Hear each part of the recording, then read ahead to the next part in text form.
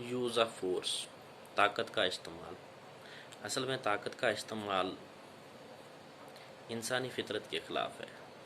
फितरत इंसानी ताकत के इस्तेमाल को ज़्यादा देर बर्दाश्त नहीं करता। Means force, use of force is anti human nature. जब फोर्स का इस्तेमाल इंसानी फितरत के ख़िलाफ़ होता है, जो फितरत के ख़िलाफ़ है, जब फोर्स इस्तेमाल होती है इंसान के ख़िलाफ़, तो वो उसका रिएक्शन, ज़ाहिर सी बात है, उसका रिएक्शन देता है। जब कोई एक्शन होता है तो इंसानी वजूद के अंदर रिएक्शन पैदा हो जाता है।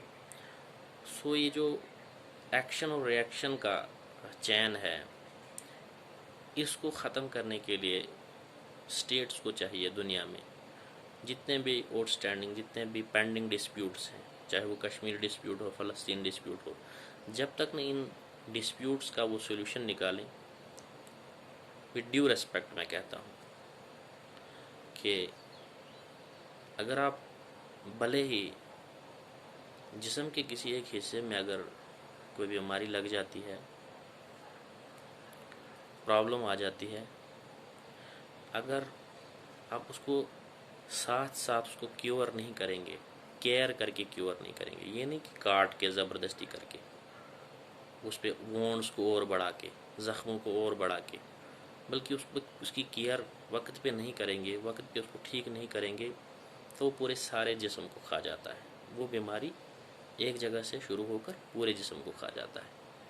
इसी तरह से होता है जब डिस्प्यूट्स किसी टेरिटरी के अंदर होते हैं, किसी स्टेट्स के अंदर होते हैं, तो उनके लिए मॉडर्न टाइम्स में हमारे पास कॉन्फ्लिक्ट रेजोल्यूशन के लिए बहुत सारे मेथड हैं, लेकिन हमारी इंटॉलरेंस, हमारी स्टेट्स की इंटॉलरेंस कन्फ्लिक्ट्स को और ज़्यादा सख्त करती है और रिएक्शन को और ज़्यादा वजूद देती है और रिएक्शंस को और ज़्यादा भड़काती है।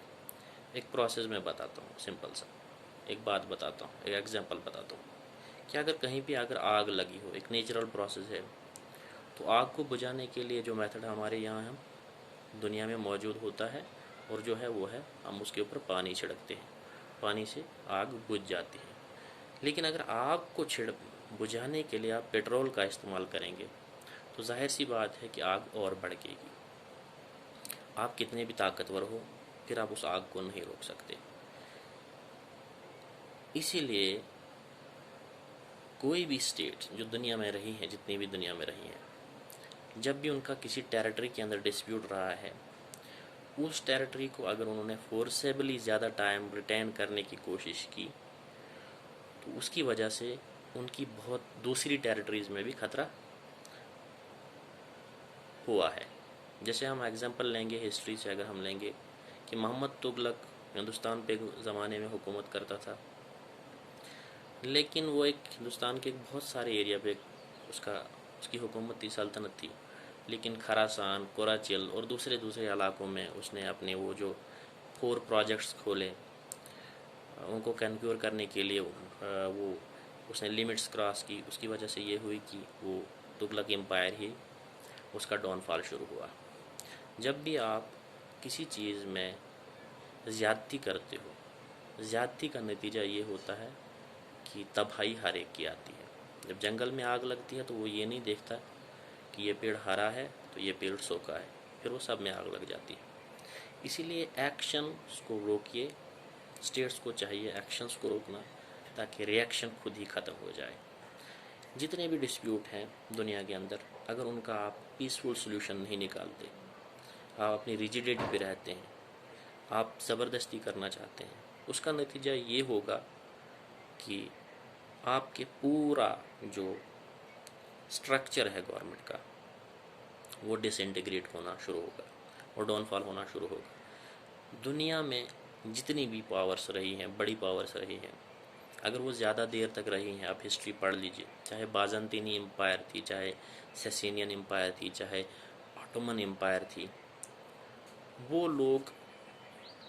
लोगों के साथ जब तक सही तरीके से वेलफेयर के लिए बर्ताव अच्छे से करते रहे तो उनकी सल्तनतें कायम रही। जब उनका सिलसिला बिगड़ गया, लोगों के साथ उनका ताल्लुक़ बिगड़ गया, तो आहिस्ता आहिस्ता वो स्टेट्स डिसइंटीग्रेट होती गई। बहुत मजबूत स्टेटें।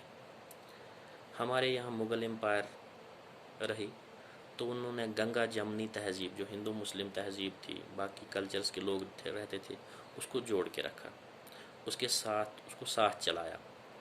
जब डाउनफॉल शुरू तब हुआ जब कहीं न कहीं किसी न किसी सूरत में थोड़ी सी गलतियाँ और कोताहियाँ शुरू हो गई, पावर का गलत इस्तेमाल शुरू हो गया। जब वो 300 साला हुकूमत नहीं रही, जब ब्रिटिशर्स का 200 साला हुकूमत नहीं रही, कांग्रेस की 70 साला हुकूमत नहीं रही, तो आप किस गुमान में हैं कि अब 5 साल या 7 साल में आप अपना सिक्का बिठाएंगे, आप लोगों को ज़बरदस्ती करेंगे, फोर्स का गलत इस्तेमाल करेंगे, सिमेट्रिकल लेवल स्टेट्स का तोड़ देंगे। फेडरल सिलसिला जो होता है जिसमें स्टेट्स के अगर किसी का स्पेशल स्टेटस है तो आपको उसको प्रॉब्लम क्या है, उसमें प्रॉब्लम्स क्या है। स्पेशल स्टेटस होकर लोग वहाँ काम रहेंगे, ठीक रहेंगे, लेकिन आप उसका स्पेशल स्टेटस भी ख़त्म कर देते हो। फिर क्या उन लोगों का ये हक नहीं है बात करने का कि स्पेशल स्टेटस ख़त्म करके J&K स्टेट का स्टेटहुड भी छीन लिया जाता है। गोवा 1960 में स्टेट यूनियन टेरिटरी से उठकर स्टेटहुड बनती है।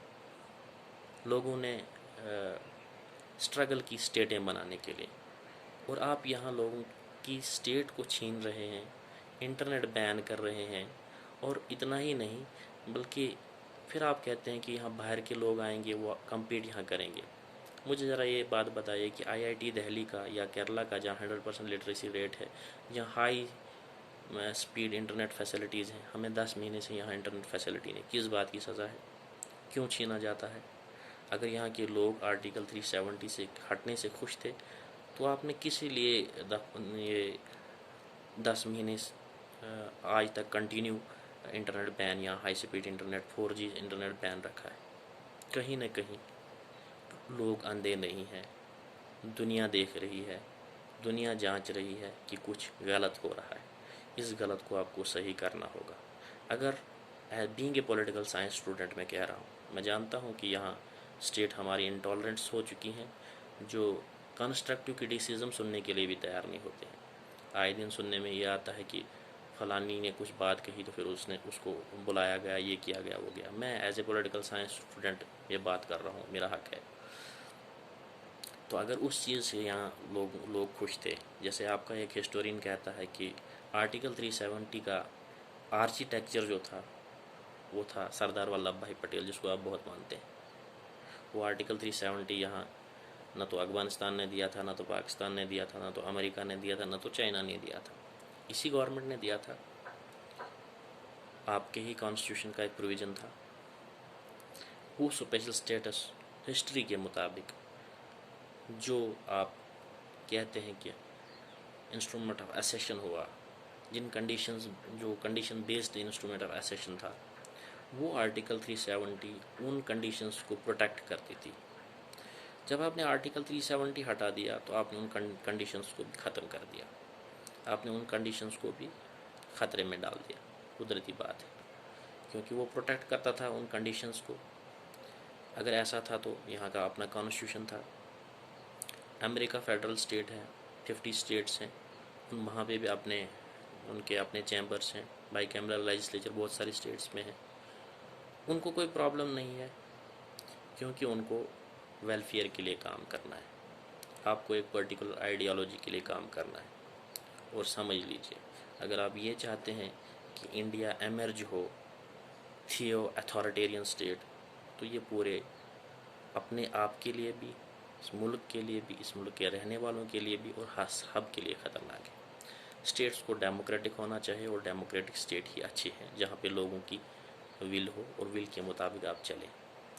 अगर लोगों की विल के मुताबिक, लोगों की मर्ज़ी के मुताबिक आप नहीं चलते हैं, तो जहाँ मुग़लों की 300 साला हुकूमत, जहाँ ब्रिटिशर की 200 साला हुकूमत, कांग्रेस की 70 साला हुकूमत, वहाँ आपकी ये कुछ देर की हुकूमत, इसको भी ख़तरा है, ये भी नहीं रह सकती, क्योंकि आप उस एज में रह रहे हैं जिसको हम पॉपुलर सॉवरेंटी का एज कहते हैं।